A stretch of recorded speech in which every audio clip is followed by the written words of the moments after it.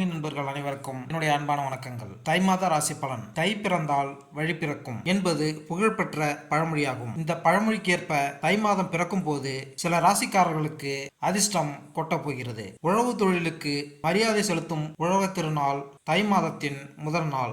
அமாவாசை நாட்களில் பித்ருக்கள் பூஜையை முறையாக செய்து குடும்பத்தில் குழப்பம், சண்டை, வியாதி, வம்ச விருத்தியின்மை போன்றவை ஏற்படும். உலகில் உயிர்கள் பிறக்க காரணமாக இருப்பது சூரிய ஒளி என்பதால் இந்தியாவில் பெரும்பாலான விரதங்கள், பண்டிகைகள், விசேஷங்கள் சூரியனின் மையமாக வைத்து கொண்டாடப்படுகிறது. அதாவது சூரிய பகவான் தனுசு ராசியிலிருந்து மகர ராசிக்கு பயிற்சியாகக்கூடிய மகர சங்கராந்தி ஜனவரி 15ஆம் தேதி, அதாவது தை மாதம் தொடங்க உள்ளது. சூரியனின் ராசி மாற்றத்தால் சிறப்பான பலன்களை பெறக்கூடிய ராசிகள் அல்லது ராசிக்காரர்கள் யார் என்பதை இங்கு பார்ப்போம். சூரிய பகவான் தன்னுடைய மகனான சனி பகவானின் வீடான மகர ராசியில் சஞ்சாரம் செய்ய உள்ளார். மகர சங்கராந்தியான தை மாதத்தின் 12 ராசிகளின் வாழ்க்கையிலும் சாதகமான தாக்கத்தினை ஏற்படுத்தும். கிரகங்களின் ராஜாவாகவும் ஆத்மகாரனான சூரிய பகவான் ஜனவரி 15ஆம் தேதி மதியம் 2:32 மணியளவில் மகரத்தில்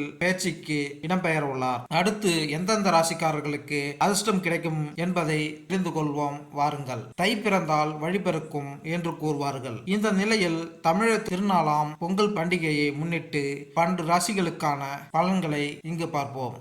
மகர ராசி.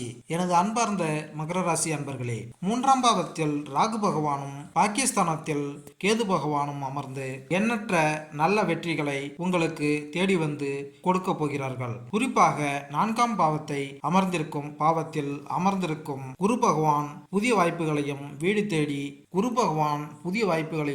வீடு, வண்டி, வாகனம் போன்றவற்றில் நல்ல முறையான லாபத்தையும் கொண்டு வந்து சேர்க்க போகிறார். மகர ராசியிலேயே சூரிய பகவான் அமர்ந்து உங்களுடைய ராசிக்கு ஒளியை கொண்டு வந்து சேர்க்க போகிறார். தை மாதம் என்றாலே மகர ராசிக்குள் சூரியன் பிரவேசிக்கும் மாதம்தான். விதை விதைத்து அறுவடை செய்யும் காலமாக தை மாதத்தை தேர்ந்தெடுப்பதற்கான காரணமே மார்கழி முடிந்து மகர ராசியில் சூரியன் பிரவேசிக்கும் அந்த காலத்தை அறுவடை நாளாக உழவர்கள் கொண்டாடுகிறார்கள் என்றால் எப்படிப்பட்ட ராசியாக சூரிய பகவான் அமரும் இந்த ராசி இருக்கும் என்பதை எண்ணி பாருங்கள். அஷ்டமஸ்தான அதிபதியாக இருந்தாலும் அவர் உலகத்திற்கு ஒளியை கொண்டு வந்து சேர்க்கக்கூடிய சூரியன் என்பதால் உங்களுடைய ராசி பிரகாசம் அடைய போகிறது.